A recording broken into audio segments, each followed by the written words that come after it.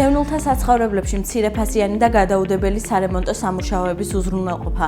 პროგრამა ითვალისწინებს დევნილთა საცხოვრებელი პირობების გაუმჯობესების მიზნით მცირე და გადაუდებელი სარემონტო აღდგენითი სახის სამუშაოების ჩატარებას.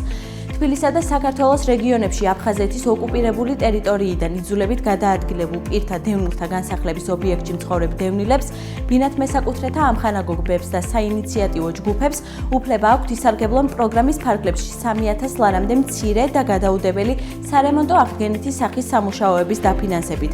ბენეფიციართა მიზნობრივ ჯგუფს მიეკუთვნებიან თბილისსა და საქართველოს რეგიონებში დევნილთა განსახლების ობიექტში მცხოვრები დევნილები. დევნილთა განსახლების ობიექტის ბინათ მესაკუთრეთა ამხანაგობის ან განსახლების ობიექტში მცხოვრებ დევნილთა ჯგუფს განცხადების შეტანა მიმდინარე წლის ნებისმიერ დროს შეუძლია. პროგრამის მონაწილე ბენეფიციარმა თან უნდა იქონიოს პირადობის დამადასტურებელი მოწმობისა და დევნილის მოწმობის ასლები.